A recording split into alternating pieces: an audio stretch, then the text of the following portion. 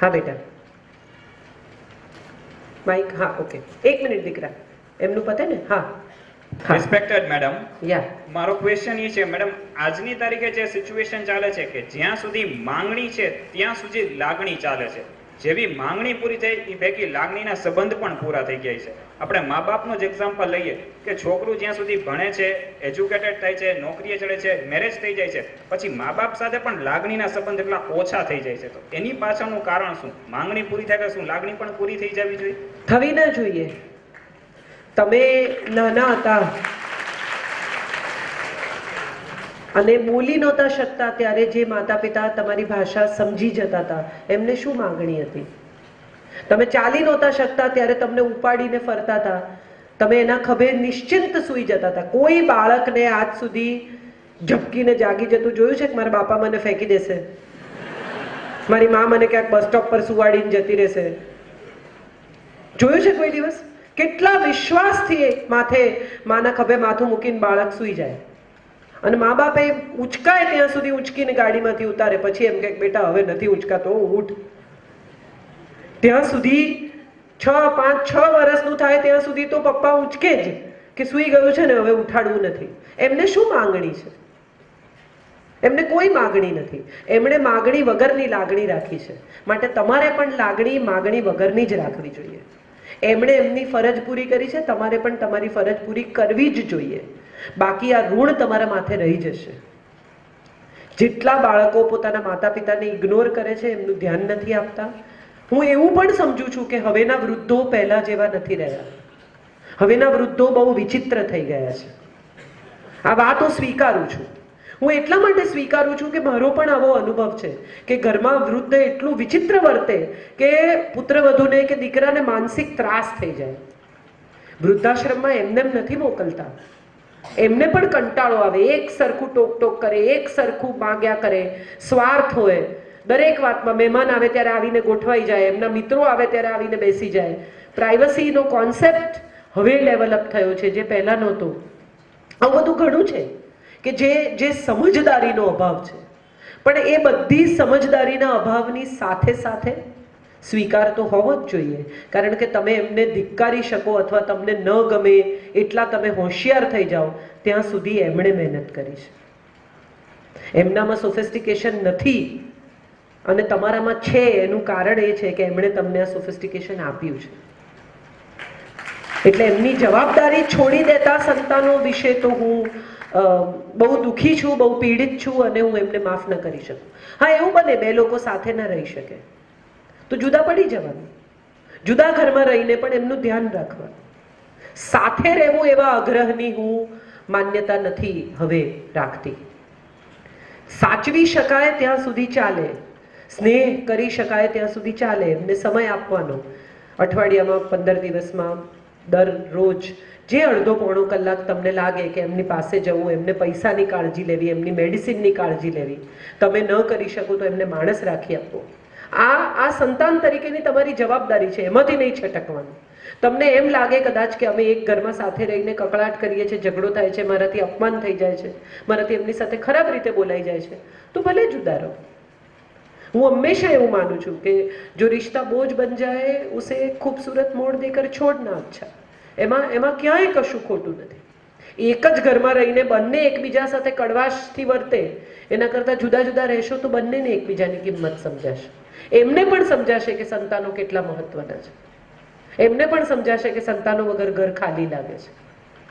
પણ જે છોકરાઓ એમ કે છે કે મારા મા બાપ મારી સાથે રહે છે, એ ભૂલ કરે છે. કારણ કે એ લોકો એમના મા બાપની સાથે રહે છે, મા બાપ એમની સાથે નથી રહેતા. એટલે એમ કહેવું જોઈએ કે હું મારા મમ્મી પપ્પાની સાથે રહું છું. મમ્મી પપ્પા મારી સાથે નથી રહેતા, કેમ કે એ તો ત્યાં જ રહેતા હતા. Good evening ma'am. Very good evening. My question is that પેરેન્ટ્સને કેવી રીતના સમજી શકી કે caste is as important as friendship? સંભળાતું નથી બેટા. છે કે પેરેન્ટ્સને કેવી રીતે સમજાય? તારું માઇક સીધું રાખ, એ વચ્ચે વચ્ચે શબ્દો જતા રહે છે. પેરેન્ટ્સને કેવી રીતે સમજાવી શકીએ કે કાસ્ટિઝમ ઇમ્પોર્ટન્ટ નથી એઝ ઇમ્પોર્ટન્ટ? એમને સમજાવવું એટલા માટે અઘરું છે. કાસ્ટિઝમ એટલું ઇમ્પોર્ટન્ટ નથી જેટલી ફ્રેન્ડશિપ છે. એવું એમને સમજાવવું એટલા માટે અઘરું છે કે એમની માન્યતાઓ અમુક રીતે જડ થઈ ચૂકી છે. કેટલાક ડાઘા એવા પડી જાય કે જે તમે વેનિશથી પણ ન કાઢી શકો. એ ડાઘાઓ એમના મન પર પડી ગયા છે અને એ ડાઘાઓ અનુભવમાંથી આવ્યા છે. એમણે બીજી જ્ઞાતિઓમાં થતા આવા ખરાબ અનુભવો જોયા છે. એમનો અનુભવ એમને શીખવે છે કે કાસ્ટમાં પરણીએ તો આપણો કંટ્રોલ રહે. આપણા 2-4 વડીલો હોય કે જે લોકોને આપણે વચ્ચે નાખી શકીએ. આપણે ઓળખતા જ ન હોઈએ એવા લોકોની સાથે દીકરી પરણે કે દીકરો પરણે તો કંઈક પ્રોબ્લેમ થાય તો કોને વચ્ચે નાખીએ? આવો ભય એમને કાસ્ટિઝમ તરફ દોરી જાય છે. પણ તમે જો દ્રઢ હો, તમે જો એમ માનતા હો કે તમારી ફ્રેન્ડશિપ મહત્વની છે, તો ધીરજથી એમના ગળે ઉતારવાનો પ્રયત્ન કરો. ગાંધીએ જે દિવસે સ્વતંત્રતા માંગી એના બીજા દિવસે અંગ્રેજો એને સ્વતંત્રતા આપી નહોતી દીધી કે લો સ્વતંત્રતા, મજા કરો. એણે દ્રઢતાથી પોતાની માંગણી ચાલુ રાખી. એણે દ્રઢતાથી પોતાની વાત સામેના લોકોને કહેવાની ચાલુ રાખી. તેમ છતાં નમ્રતા છોડી નથી. તને ના સમજણ પડે, તું ચૂપ રહે. આ માતા પિતા સાથે વાત કરવાની ભાષા જ નથી, આ સૂરજ નથી. મારો દીકરો આવી રીતે વાત કરે ને ત્યારે હું હંમેશા કહું કે અત્યારે સંવાદ થઈ શકે એવી સ્થિતિ નથી. તું તારા રૂમમાં જા, મગજ ઠેકાણે આવે ત્યારે બહાર આવીને મારી જોડે વાત કરજે. હું ચીસો નથી પાડતી, કારણ કે એની ને મારી વચ્ચે 30 વર્ષનો ફેર છે. અને 30 વર્ષનો ફેર ક્યારે સાબિત થાય? જ્યારે હું એના કરતાં જુદી રીતે વર્તું ત્યારે. હું પણ જો એની જેમ જ બૂમો પાડું, હું પણ જો એની જેમ જ અમુક રીતે તોછડાઈથી વર્તું, તો મારી ને એની વચ્ચે કોઈ ફેર નથી.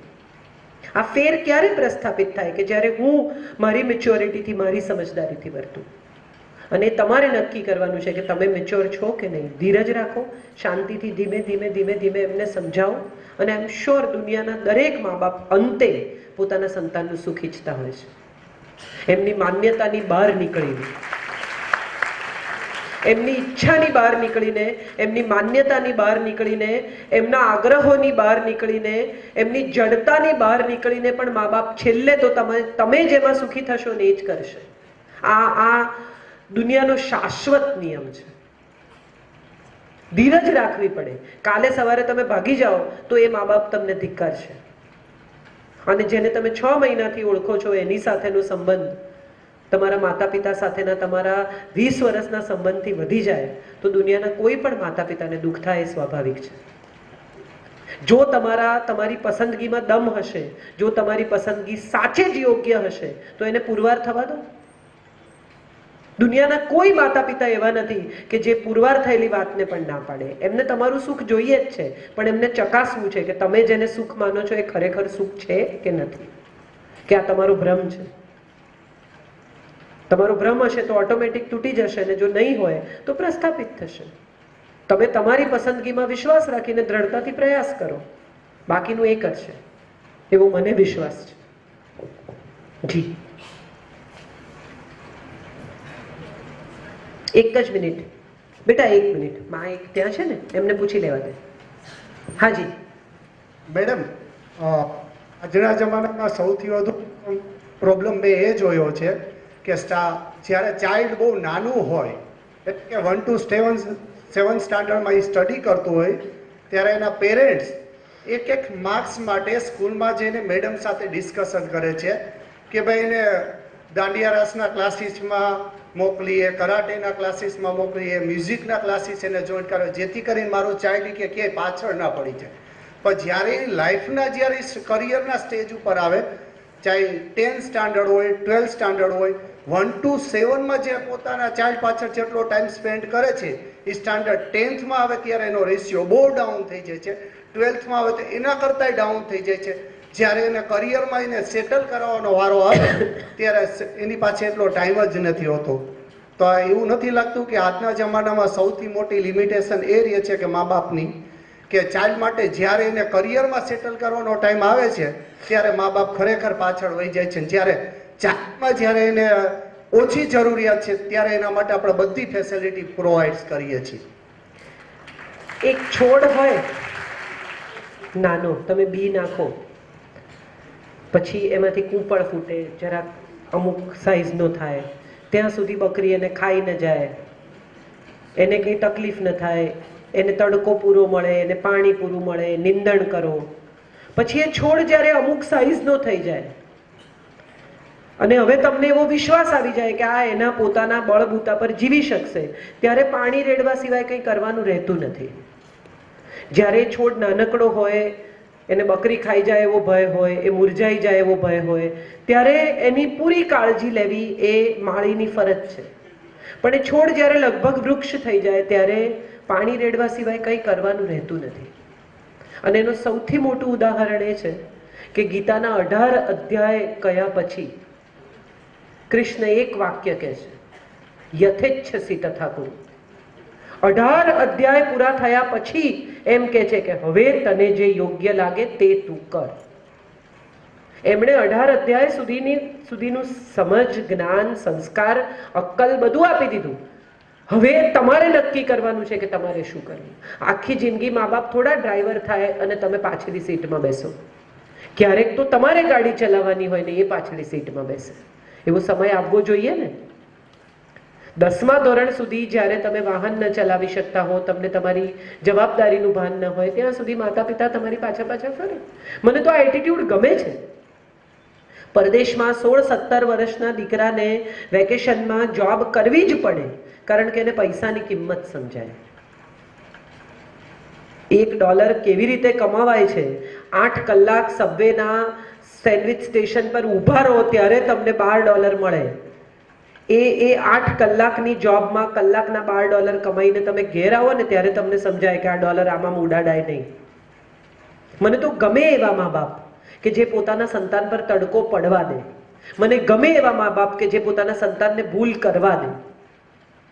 મને ગમે એવા મા બાપ કે જે પોતાના સંતાનની આજુબાજુ સતત વાડ ન રચે અને એને થોડીક દુનિયા સાથે એક્સપોઝ થવા દે. તડકો જ નહીં પડવા દે જે માતા પિતા, એ સંતાન કાલે સવારે બજારમાં જશે ને તો એના છોકરાની આંખ અંજાઈ જશે. કારણ કે બજારમાં તો તડકો જ છે, બીજું કંઈ નથી. ત્યાં મા બાપ નથી. એટલે હું તો એવું માનું છું કે તમે જે કહો છો એ પ્રોબ્લેમ નથી. જો ખરેખર એવો એટીટ્યુડ હોય તો એ સારું છે. પણ મને એવું એનાથી ઊંધું દેખાય છે કે માતા પિતા છોકરાને છોડતા જ નથી. એમને પોતાના બાળકને મોટા પોતાની રીતે કરવા છે. 12મા ધોરણ પછી શું લેવું એ મા બાપ નક્કી કરે છે.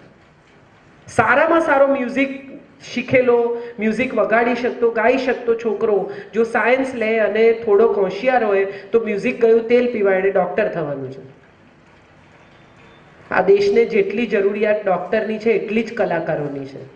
જેટલી જરૂરિયાત એક એન્જિનિયરની છે એટલી જ શેફની છે. જેટલી જરૂરિયાત એક શેફની કે એક ડ્રાઈવરની છે એટલી જ જરૂરિયાત સારા હજામોની છે. આ દુનિયાને બધા જ લોકોની જરૂર છે અને માટે એને જેમાં રસ પડે છે એને કરવા દો. કોઈએ કોઈ દિવસ વિચાર્યું હતું કે આવો હકીમ નામનો એક માણસ આવશે જેની પાસે ફિલ્મ સ્ટાર અપોઇન્ટમેન્ટ લેશે? સલમાન ખાન એનો લુક ડિઝાઇન કરવા માટે હકીમ પાસે અપોઇન્ટમેન્ટ લે અને હકીમ આવે પોતાની મરજીથી હિસાબે જોખમે અને નક્કી કરે કે ऐसा अच्छा नहीं लगता है सर, ऐसा बाल काट दो. ભલભલા લોકો જેની સામે માથું નમાવે એવો એ હેર સ્ટાઇલિસ્ટ છે. તો એના મા બાપને કદાચ લાગ્યું હશે કે તો બાર્બર છે તો વાળ કાપે, બીજું શું કરે. પણ એમાંથી એણે પોતાની જાતને અપગ્રેડ કરી અને ત્યાં લઈ ગયો જ્યાં ફિલ્મ સ્ટાર્સના વાળ કાપે છે. હવે ફિલ્મ સ્ટાર્સના લુક ડિઝાઇન કરે છે. એવા કેટલા લોકો છે આ દુનિયામાં. સંજીવ કપૂર કરે શું? રસોઈ બનાવે, પણ એ બ્રાન્ડ છે પોતાની જાતે. એવા તો કેટલા બધા લોકો આપણી આસપાસ છે કે જેને જે ગમતું હોય એ કરવું જોઈએ ને એ કરે એમાં જે સફળતા. એટલે માતા પિતા કંટ્રોલ કરે એવું ઈચ્છશો જ નહીં. માતા પિતા છૂટા મૂકશે, વહેતા રહેશો તો જ ક્યાંક પહોંચશો. બાકી જે મેં કહ્યું ને, બંધાય ગંધાય, વહેતું રહે સુગંધાય. એટલે ભૂલો કરવી, પછડાવવું, ઘૂંટણ છોલાવા દેવા, મા બાપ આવીને મલમ પણ લગાડશે પણ ફરી પાછા ઊભા થઈને સાયકલ ચલાવવાનો પ્રયત્ન તો કરવાનો જ. એ જ જિંદગી છે.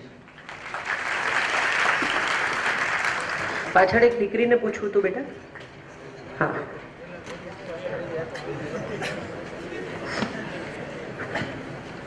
Good evening madam. Very good evening. Madam, મારો ક્વેશ્ચન એવો છે કે આજની આપણી લાઈફસ્ટાઈલ અમારી પેઢીની બહુ સારી લાગણી બની જાય છે, એની સાથે મિત્રતા થઈ જાય છે, એની સાથે જ આખું અમારી લાઈફ સ્પેન્ડ કરવી છે એવા વિચારો અમે કરવા માંડીએ છીએ. તો કેટલી હદે અમે સાચા છીએ કે કેટલી હદે અમારા મા બાપ સાચા છે કે અમારે શું કરવું જોઈએ કે એ બાબતે તમારા થોડાક વિચાર કહેશો? એવું છે સવાલ કે માતા પિતા ડરે છે કે તમે ખોટો નિર્ણય ના કરો. જેમ મેં કહ્યું એમ, ઇન્ટરનેટ પર છોકરીઓ પ્રેમમાં પડી જાય, ઘરમાંથી ભાગી જાય. કેટલા બધા સંબંધો એવા છે, નથી તમે જાણતા? ફેસબુક ઉપર પ્રેમ થઈ જાય, SMS માં પ્રેમ થઈ જાય, ડ્રાઈવર સાથે ભાગી જાય. આવા કિસ્સાઓ તો આપણે સાંભળ્યા છે. સવાલ એ છે કે તમે આવી કોઈ ભૂલ ન કરો, માટે એ ચિંતિત છે, ને જરા વધારે પડતા જ ચિંતિત છે, કારણ કે હવે એક્સપોઝર વધારે છે. એ તમને ક્યાં ક્યાં પકડી શકશે.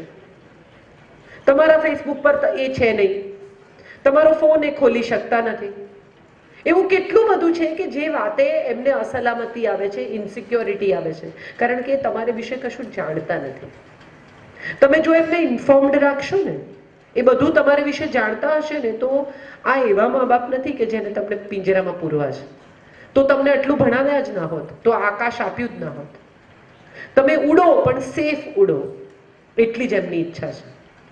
અમારે તો નોટબુકમાં હોય પ્રેમપત્ર, બીજે તો ક્યાં હોય. એટલે મા બાપ એક દાડો દફતર ચેક કરે તો માર પડે. એનાથી વધારે અમારે ત્યાં કંઈ હતું નહીં.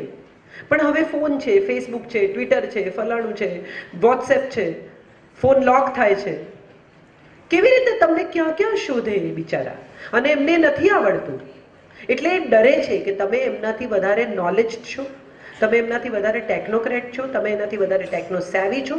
એ તમને પકડી નહીં શકે, અને પકડી નહીં શકે તો કદાચ તમે એને છેતરો. એવા ભયથી એ તમને વધુ ને વધુ કંટ્રોલ કરે છે. એને બદલે એમને ઇન્ફોર્મ્ડ રાખો કે અમારો મિત્ર છે, મમ્મી હું પ્રેમમાં નથી, પડવાની એ નથી, તું કહીશ ત્યાં જ પરણીશ. સધિયારો આપો.